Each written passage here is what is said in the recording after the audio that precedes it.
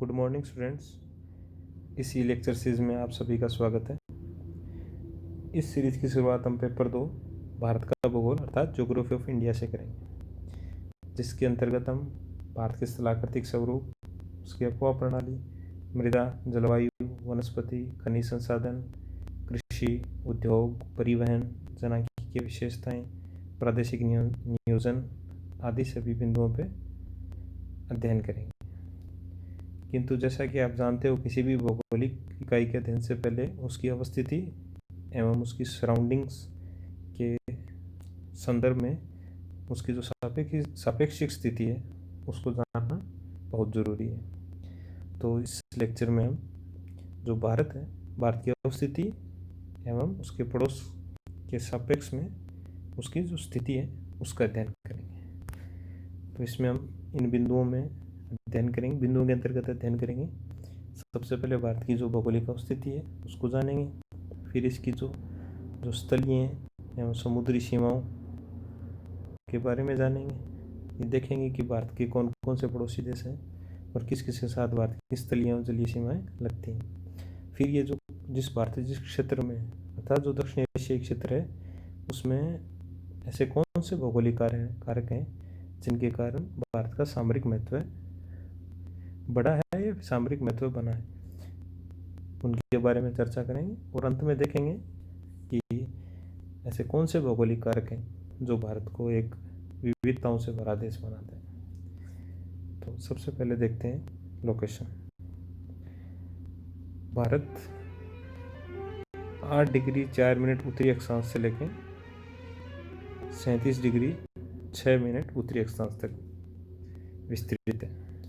भारत का जो ये अक्षांशीय विस्तार है ये भारतीय मुख्य भूमि का विस्तार है। जैसा कि आप देख रहे हो, भारत में अरब सागर में, पश्चिम अरब सागर की ओर लक्षद्वीप एवं पूर्व में अंडमान एवं निकोबार द्वीप समूह अवस्थित है। तो अंडमान निकोबार द्वीप में इसका जो सुदूर दक्षिणी छोर है, इंदिरा पॉइंट, वो भारतीय मुख्य भूमि से भी दक्षिण में स्थित है।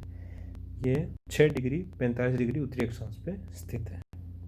इस प्रकार भारत की जो अक्षांशीय विस्तार है उसको देखने से स्पष्ट होता है कि भारत उत्तरी गोलार्ध में स्थित एक उष्ण एवं उपोष्णीय कटिबंध में स्थित देश है। वहीं इसका देशांतरीय विस्तार देखें तो ये 68 डिग्री 7 मिनट पूर्व से लेकर 97 डिग्री 25 मिनट पूर्वी देशांतर तक है। अब देखते हैं इसका नेबरहुड या पड़ोस। सबसे पहले भारत की स्थलीय सीमाएं देखते हैं। भारत की स्थलीय सीमाएं जिस प्रकार आप नक्शे में देख रहे हो इन देशों से मिलती है: पाकिस्तान, अफगानिस्तान, चीन, नेपाल, भूटान, म्यांमार और बांग्लादेश। तो इन सीमाओं की प्रकृति भिन्न भिन्न है। इनमें कई सीमाएं भौगोलिक सीमाएं हैं, जबकि कई सीमाएं सांस्कृतिक सीमाएं और जबकि कुछ सीमाएं अध्यारोपित सीमाएं, जो ना तो पूर्णतः भौगोलिक प्रदेशों का और ना ही पूर्णतः सांस्कृतिक प्रदेशों का विभाजन करती है। सबसे पहले देखते हैं भारत की उत्तरी सीमाएं। जैसा कि आप जानते हो, भारत के उत्तर में हिमालय पर्वत श्रृंखला स्थित है, जबकि अब जो आगामी कक्षाएं हैं उनमें आप विस्तार से जानोगे जो उत्तरी पर्वतीय क्षेत्र है उसके बारे में। लेकिन रफली आप समझिए इस प्रकार भारत की जो चीन के साथ जो सीमा है वो सीमा एक प्राकृतिक सीमा है जो हिमालय द्वारा बनाई जाती है।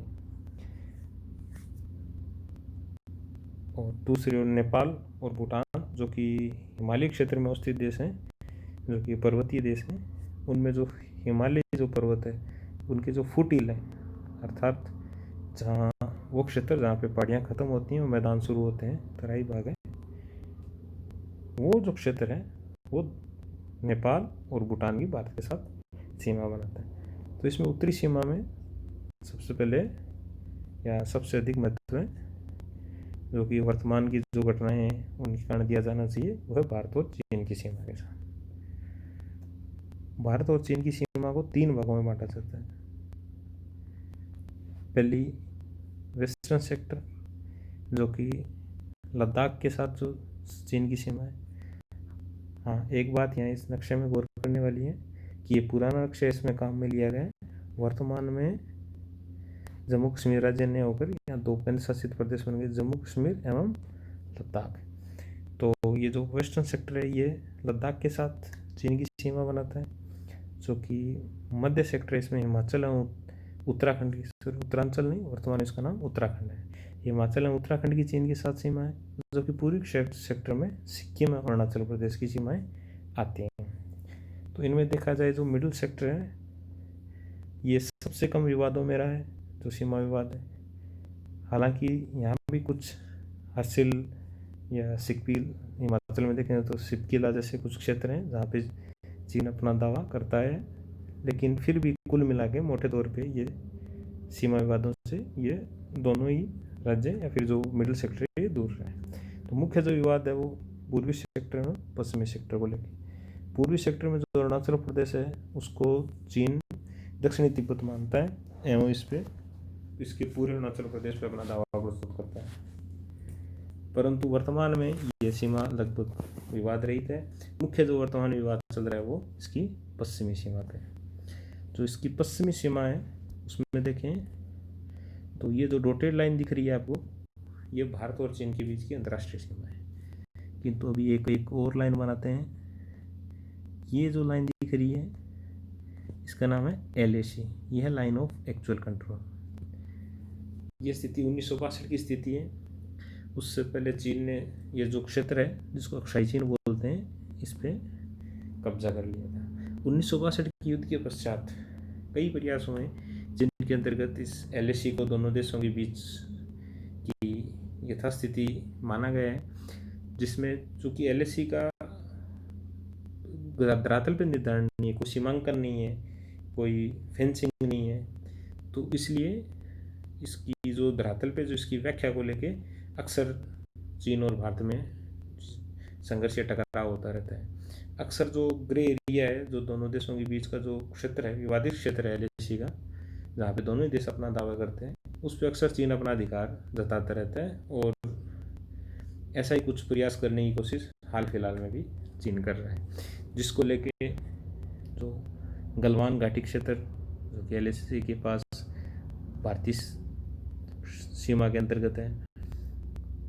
और दूसरी ओर पेंगोंग लेक जो यहाँ स्थित है, ये दोनों क्षेत्र हाल ही में यहाँ पे ये सीमा हल्का फुल्का या सीमा को लेकर संघर्ष रहा है। चलिए अब आगे बढ़ते हैं। अब देखते हैं भारत के पश्चिमी क्षेत्र में। पश्चिमी क्षेत्र में भारत की सीमा लगती है पाकिस्तान और अफगानिस्तान। चूँकि जैसा कि आप जानते हो कि पश्चिम में जो क्षेत्र है गिलगिट बाल्टिस्तान का क्षेत्र, वो क्षेत्र पाकिस्तान द्वारा अधिकृत कर लिया गया था, इसलिए जो अफगानिस्तान के साथ जो भारत की सीमा है वो जो जिस गिलगित और बाल्टिस्तान क्षेत्र में लगती थी वो पाकिस्तान द्वारा प्रशासित है।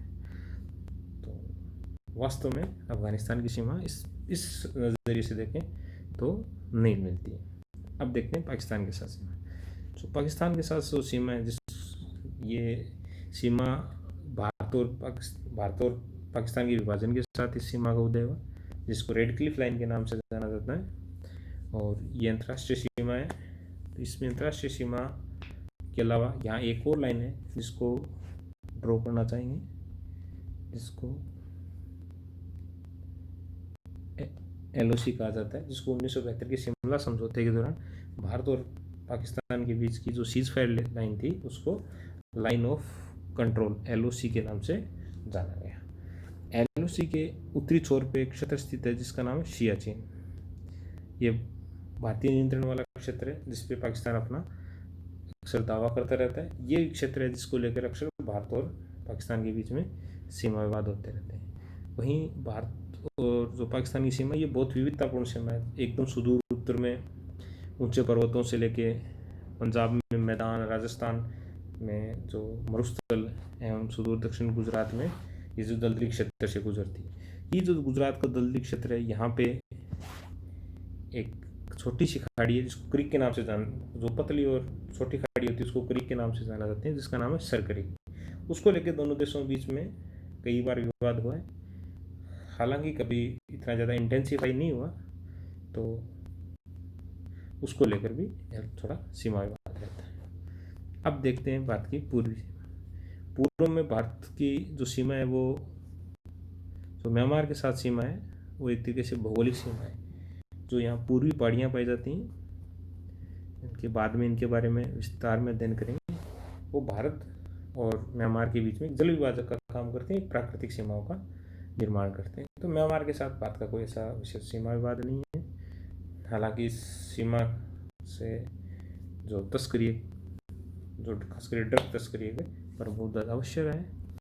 ऐसे ही बांग्लादेश के साथ सीमा है। जो बांग्लादेश के साथ जो भारत की सीमा है, ये देखें तो भारत की जो कुल जो सीमा है, जो लैंड बॉर्डर है वो 15,200 स्क्वायर किलोमीटर है, जिसमें से भारत की सबसे ज़्यादा जो किसी देश के साथ सीमा लगती है वो है बांग्लादेश। तो लगभग 4,000 किलोमीटर की सीमा लगती है। उसके बाद चीन, जो बांग्लादेश से थोड़ा कम, फिर 3,000 से ऊपर पाकिस्तान इनके साथ।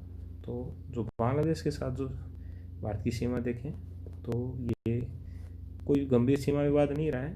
हालांकि जो यहाँ बहुत सारी जो नदियाँ हैं, जो गंगा नदी बहती है उसकी बहुत सारी वितरिकाएँ हैं, तो इन सब के लगातार भाव बदलते रहते हैं, जिसके कारण कई बार सीमा निर्धारण या सीमा को मानने के संबंधी कुछ छिटपुट विवाद होते रहते हैं। अब देखते हैं भारत की जो मैरीटाइम बॉर्डर है अर्थात जो समुद्री सीमा है।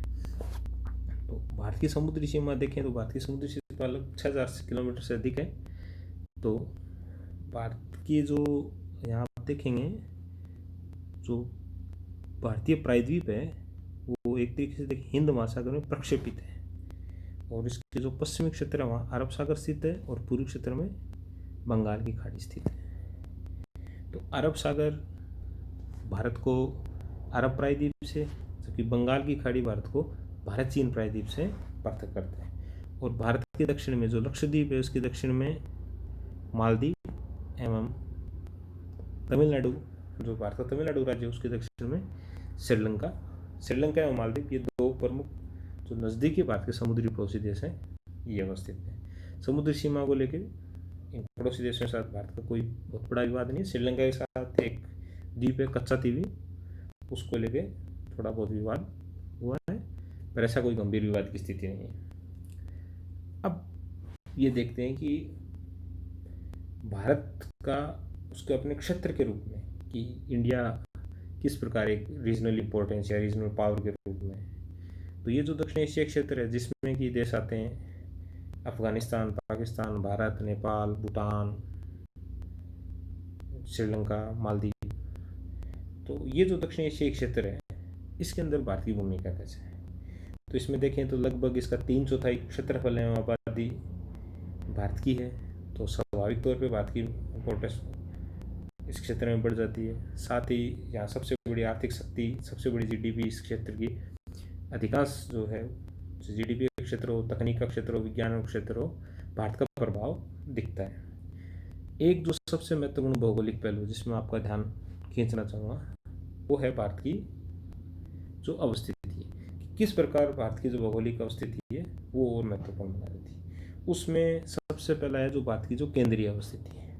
भारत के जो भी पड़ोसी देश हैं पाकिस्तान, नेपाल, भूटान, बांग्लादेश, श्रीलंका, मालदीव, यानी दक्षिण एशिया में जो भी देश हैं वो सब भारत के तो पड़ोसी हैं, लेकिन आपस में कोई भी पड़ोसी नहीं है। अतः स्वाभाविक तौर पे इन सब के अगर इस पूरे क्षेत्र को एक इंटीग्रेटेड रीजन बनना है तो भारत के बिना ये संभव नहीं है। तो इस प्रकार इन देशों की भारत पे जो भौगोलिक निर्भरता है वो बढ़ जाती है।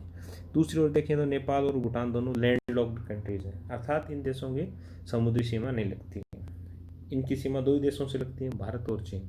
चीन के द्वारा इसकी सीमा हिमालय की ऊंची पर्वतमाला के द्वारा बनती है, इसलिए ये स्वाभाविक तौर पर इनकी निर्भरता कनेक्टिविटी भारत के साथ है। तो ये अपने आयात निर्यात के और बंदरगाह के लिए भारत पर निर्भर है। तो कुल मिला के जो दक्षिण एशियाई क्षेत्र है इसमें जो भारत की जो विशाल आकार, इसकी केंद्रीय अवस्थिति है, ये भारत को एक महत्वपूर्ण भूमिका प्रदान करती है। साथ ही दूसरा देखें तो हिंद महासागर क्षेत्र में भी भारत की जो स्थिति है वो एक केंद्रीय महत्व रखती है। हिंद महासागर में जो भारतीय प्रायद्वीप है ये एकदम प्रक्षेपित है, जिसके कारण जो भारत का दक्षिणी छोर है वो हिंद महासागर से गुजरने वाले प्रमुख जो व्यापार मार्ग हैं उनके एकदम नज़दीक तक पहुंचाता है, एक तरीके से वाच टावर का काम करता है। यहाँ देखें तो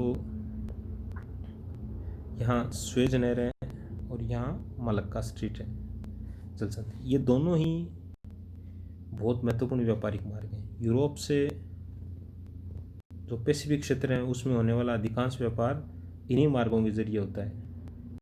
तो इसमें इस प्रकार भारत की इस हिंद महासागर क्षेत्र में स्वतः ही जो भूमिका है वो बढ़ जाती है। और इसके साथ ही जो हिंद महासागर क्षेत्र है, यहाँ से बहुत सारी सी केबल लाइन भी गुजरती हैं और भारत की एक बहुत लंबी तटरेखा है, खास करके उत्तरी हिंद महासागर में भारत की सबसे लंबी तटरेखा है। तो इस प्रकार हम देखते हैं कि किस प्रकार भारत की जो आकार है, भारत का जो विस्तार है और भारत की जो स्थिति है, वो भारत को इस क्षेत्र में एक महत्वपूर्ण भूसामरिक शक्ति बनाती है। तो इस प्रकार हमने जो भारत की स्थिति और इसकी सापेक्षिक स्थिति के बारे में पढ़ा है। अब जो अगला टॉपिक है, यूनिटी इन डाइवर्सिटी, विविधता में एकता, वो इसकी चर्चा हम अगली कक्षा में करेंगे। चलिए, धन्यवाद।